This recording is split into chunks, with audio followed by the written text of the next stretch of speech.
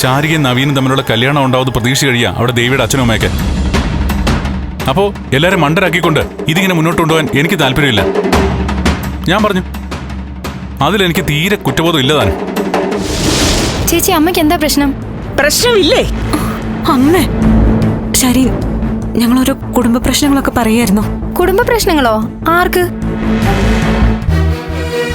ആകെ ഒരു പോച്ചില. ആ പ്ലാന്റിന്റെ കാര്യം തന്നെ.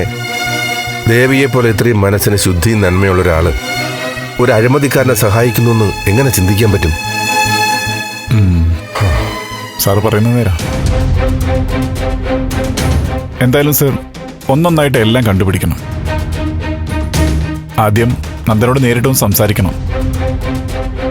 എങ്ങനെയാണെങ്കിലും ശരി, ഈ ദുരൂഹതകളൊക്കെ ഒന്ന് മാറ്റണം. സത്യങ്ങൾ പുറത്തു കൊണ്ടുവരണം. അതാ ഞാൻ ഗിരീഷിനോട് പറയുന്നത്. നന്ദനുമായി മനസ്സ് തുറന്ന് ഗിരീഷ് സംസാരിക്കണം. പഴയതുപോലെ മുരളിയോടുള്ള നന്ദന്റെ രീതിയിലും മാറ്റമുണ്ട്. ഒന്നും സംസാരിക്കാൻ പറ്റില്ലേ ഗിരീഷിന്? തീർച്ചയായും സർ, ഞാനും ശ്രമിച്ചു നോക്കാം. ആ ശരി.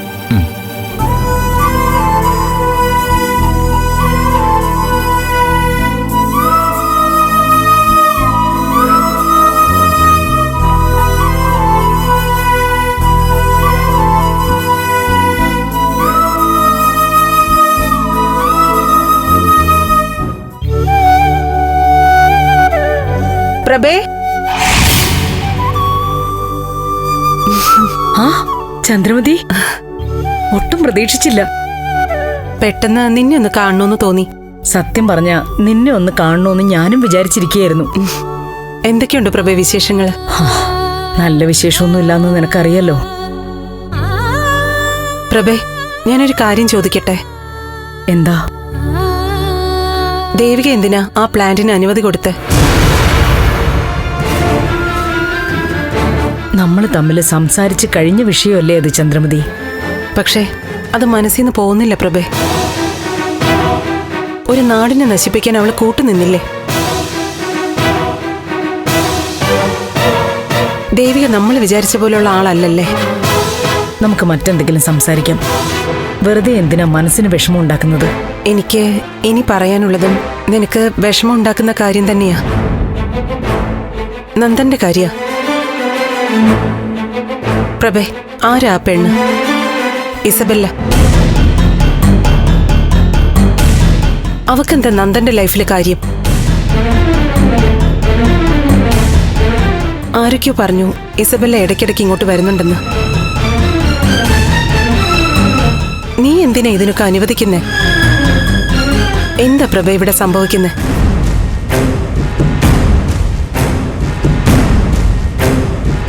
നന്ദനും ഇസബല്ലയും കോളേജില് ഒരുമിച്ച് പഠിച്ചിരുന്നവരാ.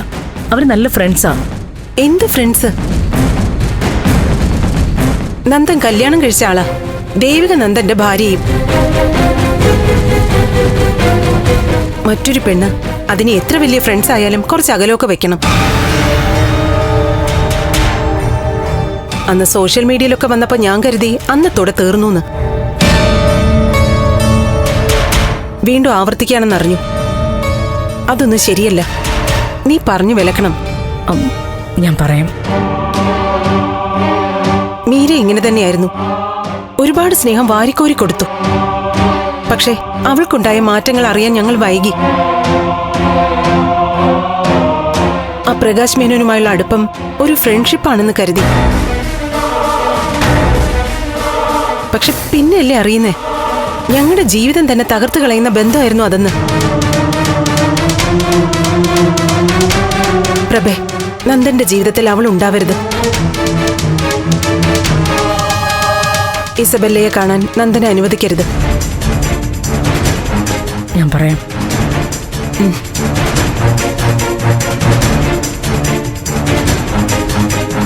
മോശം കൂട്ടുകെട്ടിച്ചെന്ന് വീഴുമ്പോഴാ കുഴപ്പങ്ങൾ ആരംഭിക്കുന്നത്.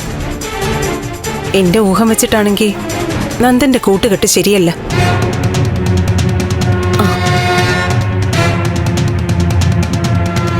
ആ നന്ദ, നിന്നെക്കുറിച്ച് ഞങ്ങൾ സംസാരിച്ചുകൊണ്ടിരുന്നേ. എന്നെ കുറിച്ച് എന്താ പറയാനുള്ളത്? ഞങ്ങള് പൊതുവേ ചില കാര്യങ്ങൾ പറഞ്ഞു തന്നെന്താ. അത് തന്നെ. പൊതുവേ പറഞ്ഞ കാര്യങ്ങൾ എന്താണെന്നാ ഞാൻ ചോദിക്കുന്നത്. അല്ല നന്ദ, നിന്റെ കൂട്ടുകെട്ടിനെ കുറിച്ച് പറഞ്ഞതാ. എന്റെ കൂട്ടുകെട്ടിന് എന്താ കുഴപ്പം?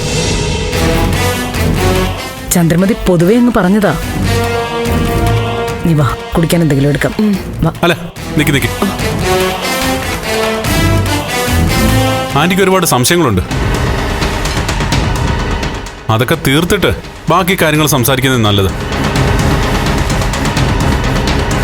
ആന്റി ഏത് കൂട്ടുകെട്ടിന്റെ കാര്യം പറയുന്നേ? ഇസബല്ലയായിട്ടുള്ളതാണോ? എന്നാലേ ആ സൗഹൃദമൊന്നും അങ്ങനെ പെട്ടെന്ന് അവസാനിപ്പിക്കാൻ ഞാൻ ഉദ്ദേശിക്കുന്നില്ല. അല്ല, ഞാൻ പറയുന്നത് ആന്റി പ്രത്യേകിച്ച് ഒന്നും പറയണ്ട. പറയാൻ ഇവിടെ അച്ഛനും അമ്മയും പിന്നെ എന്റെ ഭാര്യയുണ്ട്. അതിനപ്പുറത്തേക്ക് ആരും എന്നെ ഉപദേശിക്കാൻ വരണ്ട. നന്ദ, നിർത്ത്. അമ്മേ, അമ്മ നിർത്താൻ പറയേണ്ടത് എന്നോടല്ല, ആന്റിയോടാ. ആന്റിയാ അവിടെ ഇവിടെ എന്തെങ്കിലുമൊക്കെ കണ്ടിട്ട് ഒന്നിനെ 10 പൊലിപ്പിക്കുന്നത്. ഞാൻ എന്റെ കണ്ണുകൊണ്ട് കണ്ടതേ പറയാറുള്ളൂ. കള്ളം ഞാൻ പറയില്ല. നീ വഴിതെറ്റി പോകാതിരിക്കാനാ ഞാൻ പറഞ്ഞത്. വഴിതെറ്റി പോകാതിരിക്കാൻ ഉപദേശിക്കേണ്ടത് എന്നെയല്ല. ആ ഉപദേശം കൊടുക്കേണ്ടിയിരുന്നതേ സ്വന്തം മോൾക്കായിരുന്നു. അവളുടെ കഥകളൊക്കെ ഇവിടെ എല്ലാവർക്കും അറിയാം. പിന്നെ ബലരാമനെങ്കിൽ കല്യാണത്തിന് മുമ്പ് മറ്റൊരു സ്ത്രീയിൽ കുഞ്ഞുണ്ടായ മഹാൻ അല്ലേ?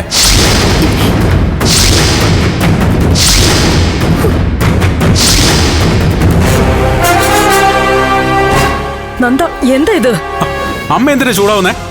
ഞാൻ സത്യമല്ലേ പറയുന്നത്? കൈയില്ലാത്തവരാ വിരലില്ലാത്തവരാ ആക്ഷേപിക്കുന്നത്. നീ എന്തൊക്കെയാടാ ഈ പറയുന്നേ? വേണ്ട, ഇല്ല, ചന്ദ്രമതി, എന്റെ പേരിൽ ഇവിടെ പ്രശ്നങ്ങൾ ഉണ്ടാക്കണ്ട. എന്റെ പേരിൽ ഒരു വഴക്ക് വേണ്ട. നന്ദൻ പറഞ്ഞത് ശരിയല്ലേ പ്രഭേ? മേരിയെ കുറിച്ച് പറഞ്ഞത് ശരിയാ, ബാലുവിനെ കുറിച്ച് പറഞ്ഞത് ശരിയാ.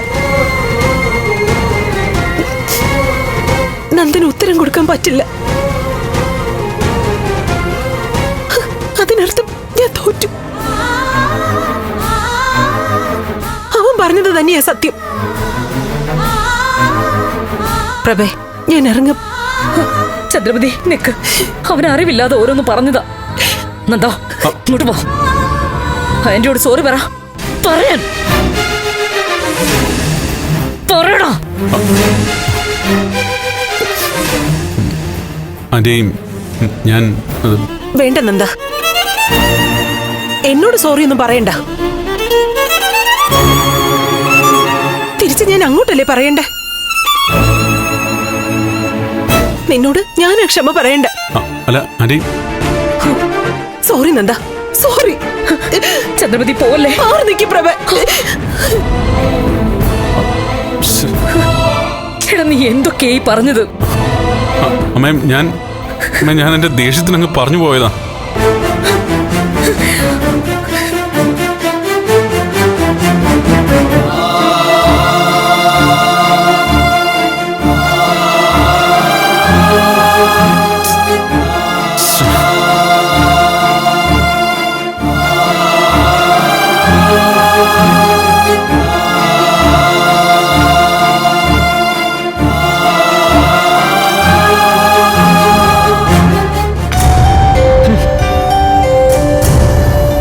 നിങ്ങൾ രണ്ടാളും അവളെ വഴക്ക് പറയരുത് കേട്ടോ.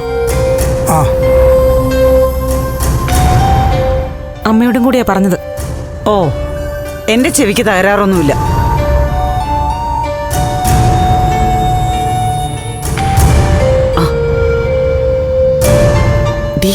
അവള് വരുന്നുണ്ട്. കൃത്യമായിട്ട് കാര്യങ്ങൾ ഇപ്പൊ തന്നെ ചോദിച്ചറിയണം. ഇതെന്താ ഇന്നിവിടെ ഭക്ഷണം കഴിപ്പൊന്നുമില്ലേ? നേരെ എത്രയായി? എന്തേച്ചി, വിശപ്പില്ലേ? ആ, കഴിക്കാം. പിന്നെന്താ താമസം?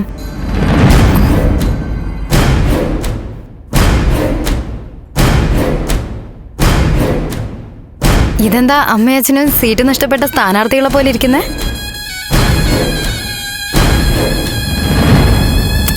എന്താ പ്രശ്നം എന്താ? ദേ ചേച്ചി, എന്താ എന്ത് പ്രശ്നം? ഒന്നുമില്ലടി. മൊത്തത്തിലൊരു മൂകത, ഒരു ശ്മശാന മൂകത, എന്തോ രഹസ്യങ്ങൾ അടക്കി പിടിച്ചതുപോലെ. രഹസ്യങ്ങൾ കൊണ്ടു നടക്കുന്ന സ്വഭാവം ഞങ്ങൾക്കില്ല. അല്ലേ, ഈ പറഞ്ഞതിൽ തന്നെ എന്തോ രഹസ്യല്ലേ?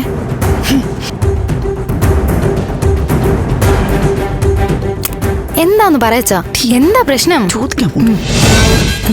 ശരി. ആ എന്താ ചേച്ചി? അല്ല, ചില കാര്യങ്ങളൊക്കെ സംസാരിക്കണം. ആ അതിനെന്താ അനുവാദം ചോദിക്കുന്ന പോലെ? ചേച്ചി സംസാരിച്ചോ, എന്താ വിഷയം? നിന്റെ കല്യാണക്കാര്യം തന്നെയാ. അല്ലേ ചേച്ചി, എന്തിനാ ഈ മനുഷ്യര് കല്യാണം കഴിക്കുന്നേ? ചേച്ചി ഒന്ന് പ്രസംഗിച്ചല്ലോ, കഴുത്തിലെ താലിച്ചരട് ചിലർക്ക് അടിമച്ചങ്ങലയാന്ന്. കറക്റ്റാ ചേച്ചി.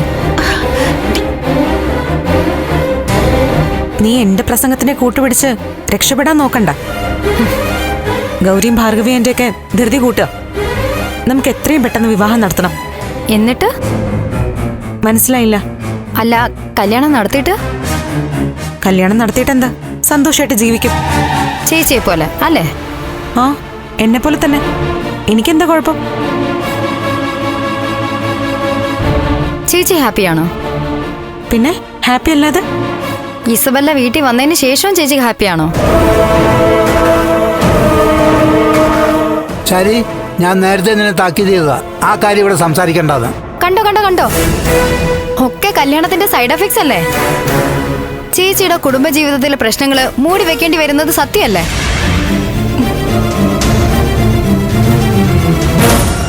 ചേച്ചിയുടെ സ്ഥാനത്ത് ഞാനായിരുന്നെങ്കിലേ എന്നെ എന്റെ കെട്ടിയോ നന്നായെന്നെ.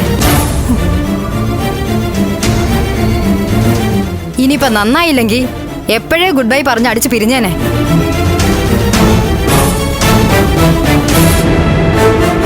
ഇപ്പൊ നന്ദേട്ടനെ കാണാൻ ഇസബെല്ല വരുന്ന പോലെ ചേച്ചിയെ കാണാൻ ഒരാൾ വന്നൂന്നിരിക്കട്ടെ, നന്ദേട്ടനെ സഹിക്കോ?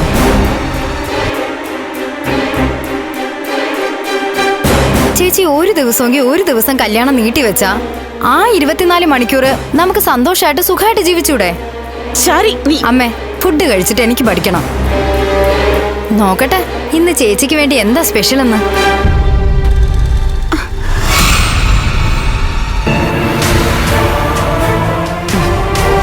നീ എന്താ മുനിയെ പോലെ ഇരിക്കുന്നേ?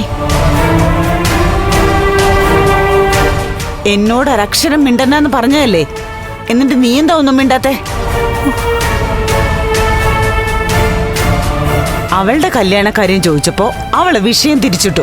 നിന്റെ കുടുംബകാര്യം പറഞ്ഞു, നീ അതിൽ വീണു. അവള് രക്ഷപ്പെട്ടു. കൊള്ളാം, നന്നായിട്ടുണ്ട്. ഇനി നീ ചോദിക്കണ്ട, ഞാൻ ചോദിച്ചോളാം. അമ്മേ, ഞാനൊന്ന് പതറിപ്പോയി. അത് സത്യമാ. അവള് ഇസബെല്ലയുടെ കാര്യമൊക്കെ പറഞ്ഞപ്പോ പെട്ടെന്ന് ചോദിക്കാൻ ഉദ്ദേശിച്ചതൊക്കെ മറന്നുപോയി. വരട്ടെ, ഇപ്പൊ തന്നെ ഞാൻ സംസാരിക്കാം. മുഴുവൻ കാര്യങ്ങളും കണ്ടുപിടിക്കാം. മോളെ, ഇന്ന് തന്നെ സംസാരിച്ച് കാര്യങ്ങൾ അറിയണം. പഠിച്ച കള്ളിയാ. ഏതോ ഒരുത്തനെ പ്രേമിക്കുന്നവളാ പറയുന്നത് കല്യാണം അടിമത്താണെന്ന്. അമ്മ പതുക്കെ, ഞാൻ ചോദിക്കാന്ന് പറഞ്ഞില്ലേ? അമ്മ അയല വറുത്തതില്ലേ? ആ, പുഴുങ്ങിയത് കൊണ്ടടി. അത് അമ്മ കഴിച്ചോ? അമ്മ ഒന്ന് വെറുതെ ഇരിക്കേ, ഭക്ഷണം കഴിക്കാം. വന്നേ, വാ.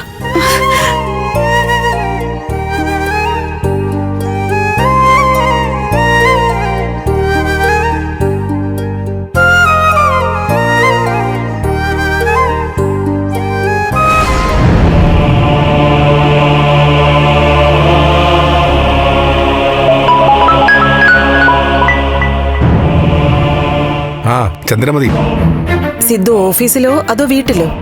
ഞാനതാ വീട്ടിലെത്തി. എന്താ ചന്ദ്രമതി? സിദ്ധു, ഞാൻ പറയുന്നത് പോസിറ്റീവായിട്ട് എടുക്കണം. പരിഭവമോ വിഷമോ പറയാനല്ല വിളിച്ചത്. നമ്മുടെ രണ്ടുപേരുടെയും വീട് ഒറ്റ കുടുംബമാണെന്ന വിശ്വാസത്തിലാണ് സംസാരിക്കുന്നത്. രണ്ട് വീട്ടിലും എല്ലാവരും സന്തോഷമായിട്ടിരിക്കണം. കാര്യം എന്താന്ന് പറയും ചന്ദ്രമതി. നന്ദന്റെ ചില രീതികൾ കാണുമ്പോൾ എനിക്ക് നല്ല വിഷമം തോന്നുക. സ്നേഹവും നന്മയും ഒക്കെ ഉള്ളൊരു മോനായിരുന്നു നന്ദൻ. പക്ഷേ ഇപ്പൊ അവന്റെ രീതികള് എനിക്ക് പേടിയുണ്ടാക്കുക. സിദ്ധു കേൾക്കുന്നുണ്ടോ? ആ, ഞാൻ കേൾക്കുക. ചന്ദ്രമതി പറയേ. സിദ്ധു, നമ്മൾ അവനെ ഒന്ന് ശ്രദ്ധിക്കണം. അവൻ വഴിവിട്ട് പോവാ. ആ ഇസബല്ലയുടെ കൂടെ അവനെ വിടരുത്. അവളത്ര ശരിയാണെന്ന് എനിക്ക് തോന്നുന്നില്ല. ഇത് ഞാൻ ചന്ദ്രോത്ത് വന്നപ്പോ നന്ദനോട് സംസാരിച്ചു. പക്ഷേ അതവന് ഇഷ്ടപ്പെട്ടില്ല. നന്ദൻ എന്നോട് ചൂടാവുകയും ചെയ്തു. സത്യത്തിൽ ഞാനത് പ്രതീക്ഷിച്ചില്ല. നന്ദൻ ചന്ദ്രമതിയോട് ദേഷ്യപ്പെട്ടോ? എന്നോട് ദേഷ്യം കാണിച്ചതൊന്നുമല്ല വിഷയം. അവന്റെ സ്വഭാവം മാറിയിരിക്കുന്നു.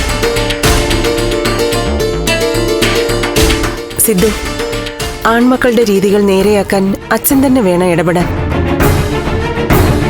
സിദ്ധു ശ്രദ്ധിക്കണം. നന്ദൻ വഴിതെറ്റിപ്പോയ ദേവികയ്ക്ക് മാത്രമല്ല, നമുക്കെല്ലാവർക്കും നഷ്ടം. ചന്ദ്രമതി കാര്യങ്ങൾ അറിയിച്ചത് നന്നായി. ഞാൻ നോക്കിക്കോളാം. സിദ്ധു, പെട്ടെന്ന് അവനെ വഴക്ക് പറയണ്ട. സാവകാശം അവനെ തിരിച്ചു കൊണ്ടുവരാൻ നോക്കിയാൽ മതി. ശരി ചന്ദ്രമതി. ശരി.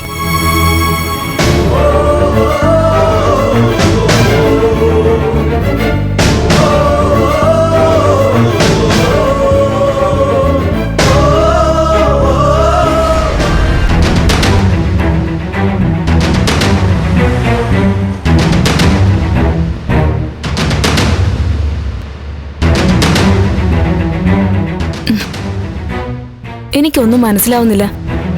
നന്ദനതെന്താ പറ്റിയേ?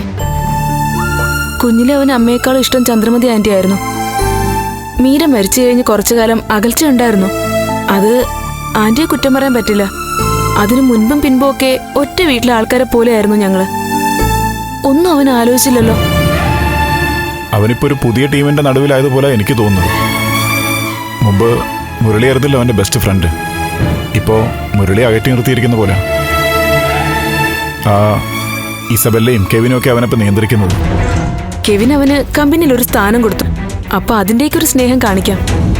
പക്ഷെ ആ ഇസബല്ല എന്തിനാ എപ്പോഴും അവനെ ചുറ്റിപ്പറ്റി നടക്കുന്ന? ആരെങ്കിലും നന്ദനോടൊന്ന് സീരിയസ് ആയിട്ട് സംസാരിക്കണം. വരട്ടെ, ഞാൻ നന്ദനോട് സംസാരിച്ചോളാം. ഈ പ്രശ്നത്തിനിടയിൽ ശാരികയും നവീനുമായിട്ടുള്ള കല്യാണം മുടങ്ങിയതും ചന്ദ്രോത്ത് എല്ലാവർക്കും ഒരു ബുദ്ധിമുട്ടായിട്ടുണ്ട്. ദേവികയുടെ അമ്മയച്ഛനും ചന്ദ്രോത്ത് പോയിരുന്നു. അവിടെ നന്ദന ശാരികയുടെ പ്രണയകാരി ആദ്യമായിട്ട് അറിയിച്ചത്. അതും നന്ദൻ ആ രീതി കൈകാര്യം ചെയ്യേണ്ടായിരുന്നു. ഞങ്ങളുടെ വീട്ടിൽ എന്തോ ഒരു കുഴപ്പമുണ്ട്. ഒന്നും അങ്ങോട്ട് ശരിയാവുന്നില്ല. ഹേയ്, അതിന് വീടിന് കുറ്റം പറഞ്ഞിട്ടെന്താ? ഇതുപോലുള്ള സാഹചര്യങ്ങൾ നമ്മൾ നേരിട്ടല്ലേ പറ്റൂ. എത്രയോ പ്രാവശ്യം ഇതുപോലുള്ള സാഹചര്യങ്ങൾ നമ്മൾ നേരിട്ടിട്ടുണ്ട്. താൻ സമാധാനിക്കും.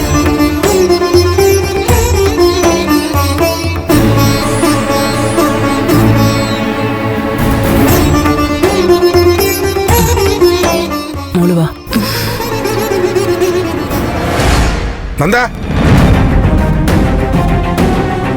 നന്ദ, എന്താ സിദ്ധു?